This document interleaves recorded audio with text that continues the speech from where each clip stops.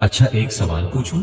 कभी सोचा है कॉलेज, स्कूल या किसी क्लास में कोई बंदा ऐसा क्यों होता है जो हमेशा टीचर का फेवरेट बन जाता है, जो बिना मेहनत के दूसरों को अपने फेवर में कर लेता है? या फिर वो लड़का जो हर लड़की का अटेंशन ले लेता है बिना ज्यादा कुछ बोले? यही डार्क साइकोलॉजी होती है। जो लोग बिना किसी को बताए अपने फायदे के लिए दूसरों के दिमाग के साथ खेल खेलते हैं, और जो स्टूडेंट इन चीजों को समझ लेता है उसका लाइफ में कभी कोई लॉस नहीं होता। आज मैं तुझे वो ट्रिक्स बताने वाला हूं जो कॉलेज के लड़के लड़कियां रोज यूज करते हैं बिना बताए। तुझे कभी महसूस हुआ होगा कि एक बंदा जब भी रूम में आता है सब लोग उसी पर फोकस करने लगते हैं। क्यों? क्योंकि उसने अपनी बॉडी लैंग्वेज, टोन और कॉन्फिडेंस को ऐसे सेट किया होता है कि लोग अपने आप अट्रैक्ट हो जाते हैं। पहला ट्रिक यही है, लोग जो देखते हैं वही मान लेते हैं। अगर तू अपने आप को कॉन्फिडेंट दिखाता है, चाहे अंदर से घबरा रहा हो, तो सामने वाला 90% तुझे पावरफुल मानेगा। ये साइकोलॉजी है। दूसरा ट्रिक, तूने नोटिस किया होगा कि कुछ लोग हमेशा ग्रुप के बीच में रहकर भी अलग से पावरफुल लगते हैं। क्यों? क्योंकि वो हमेशा सबसे आखिर में बोलते हैं। जब सब लोग अपनी बात रख लेते हैं तब वो एक लाइन बोल के सबको इंप्रेस कर देते हैं। इसको कहते हैं लास्ट इंप्रेशन पावर। तू भी ट्राई कर। कोई ग्रुप डिस्कशन हो, प्रेजेंटेशन हो या बैठक ही, बस आखिर में बोल, सब सुनेंगे। और एक बात, जब कभी किसी से बात करनी हो ना, तो उसके नाम का यूज करना शुरू कर दे। नाम लेने से सामने वाले को लगता है कि तू उसमें इंटरेस्ट ले रहा है, और इंसान अपने नाम से सबसे ज्यादा अटैच्ड होता है। ये ट्रिक दोस्ती बनाने या फेवर लेने दोनों में काम आएगी। अब तीसरा ट्रिक सुन। जब भी कोई तुझसे प्रॉब्लम या अपनी टेंशन शेयर करे ना, कभी डायरेक्ट सॉल्यूशन मत दे। पहले बस उसको सुन, बार बार हाँ हाँ करके सिर हिला, उसको फील करा कि तू उसकी बात समझ रहा है। इंसान अपनी फीलिंग्स शेयर करके इमोशनली अटैच हो जाता है। जब उसका मन हल्का हो जाए तब अपना आइडिया दे, वो हमेशा तेरा फेवर करेगा। ये चीज लड़कियों में तो और ज्यादा काम करती है। वो बंदा जो हमेशा रेडी होता है सुनने के लिए, लोग उसे अपना सबसे क्लोज समझने लगते हैं। चौथा ट्रिक, मिररिंग। जब तू किसी से बात करे तो उसकी बॉडी लैंग्वेज, बैठने का तरीका, बोलने का अंदाज धीरे धीरे कॉपी कर, पर ध्यान रहे ओवर एक्टिंग ना लगे। इससे सामने वाले के दिमाग में सबकॉन्शियसली कनेक्शन बन जाता है कि तुम दोनों एक जैसे हो, और जब ये फील हो जाए तो बंदा तेरा काम मना नहीं करेगा।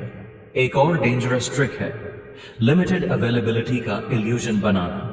तूने नोटिस किया होगा कि जो लोग हमेशा इजीली अवेलेबल होते हैं उनकी वैल्यू कम हो जाती है। इसलिए थोड़ा अनअवेलेबल रहे। जब तू किसी को टाइम देगा तब वो बंदा 100% फोकस करेगा। तेरा इंपॉर्टेंस तब बढ़ेगा जब लोग तुझे मिस करेंगे। फिर आती है कॉम्प्लीमेंट सैंडविच टेक्निक। मान ले तुझे अपने टीचर या सीनियर से कोई काम निकलवाना है।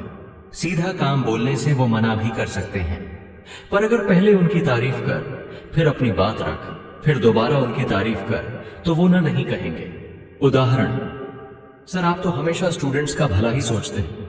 मुझे भी लगता है कि आपके सजेशन से मुझे बहुत हेल्प मिलेगी। वैसे आपका लास्ट वाला लेक्चर भी कमाल का था। बस काम डाउन। अब सुन, एक और डार्क साइकोलॉजी ट्रिक, स्कर्सिटी का कॉन्सेप्ट।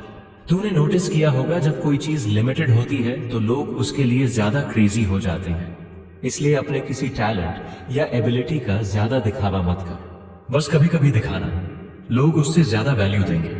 जैसे मान ले तू अच्छा गाता है तो रोज हर जगह मत गा। कभी कभी जब सब बोर हो रहे हो तब एक गाना गा के सबका अटेंशन ले ले। लोग सोचेंगे कि ये बंदा तो कम बोलता है, पर जब बोलता है धमाका करता है। एक और चीज, जब कभी तुझे कोई अपनी गलती बताए ना, तो उसे तुरंत माफ मत कर। पहले थोड़ा साइलेंस रख, उसका फेस देखते रहे, फिर बोल, देख गलती हो गई, अब देखते हैं आगे क्या कर सकते हैं। लड़ो, ये पावर दिखाने का एक तरीका होता है। तू सामने वाले के गिल्ट का फायदा उठा सकता है अपना काम निकलवाने के लिए। अब सबसे बड़ी dark trick, third party opinion का यूज। कभी अपनी बात डायरेक्ट मत रख। कहे मैंने सुना है लोग ऐसा करते हैं, वैसे करने से फायदा होता है। देखिए सगी ले रहे, इससे सामने वाले को लगेगा कि तेरा आइडिया तो दूसरे भी फॉलो करते हैं, वो रजिस्ट नहीं करेगा। जैसे मान ले तेरा फ्रेंड पढ़ाई नहीं कर रहा और तू चाहता है कि करे, तो सीधा मत बोल पढ़ ले। बोल सुना है कल रवि ने बोला पेपर बहुत टफ आने वाला है। अब वो खुद सीरियस हो जाएगा। फिर आता है प्रॉक्सिमिटी इफेक्ट। जो लोग हमारे आसपास ज्यादा टाइम रहते हैं उनसे हम ऑटोमेटिकली अटैच हो जाते हैं। इसका यूज कर।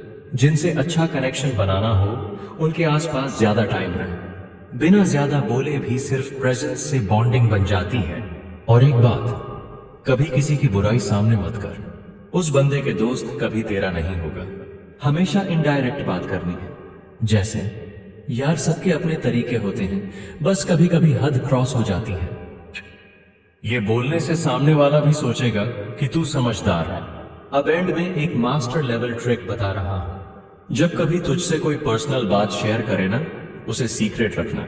बस एक बार दूसरे को हिंट दे, मैं किसी का सीक्रेट कभी लीक नहीं करता। इससे लोग तुझे ट्रस्टवर्दी मानने लगते हैं। और जो लोग अपने दर्द के वक्त तुझसे बात करते हैं वो हमेशा तेरा फेवर करते हैं।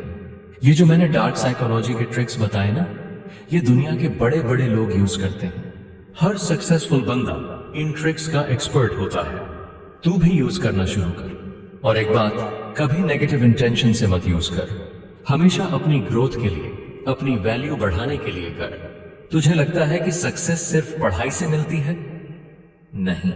जो लोग दिमाग का गेम खेलना सीख लेते हैं वो लाइफ में हमेशा आगे रहते हैं।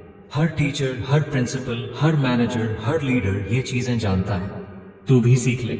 आज से अपने कॉलेज, अपनी क्लास, अपने जान पहचान वालों के साथ ये चीजें टेस्ट कर। धीरे धीरे अपने अंदर चेंज फील होगा। और याद रखना, दुनिया में जितने बड़े लोग हैं वो अपनी बात डायरेक्ट नहीं बोलते। वो हमेशा लोगों के दिमाग में बात बिठाते हैं। तू भी ये शुरू कर, और जब ये कर लेगा तब असली पावर का मजा आएगा। यही है डार्क साइकोलॉजी का असली मैजिक। करके देख ले, रिजल्ट देखकर खुद हैरान हो जाएगा।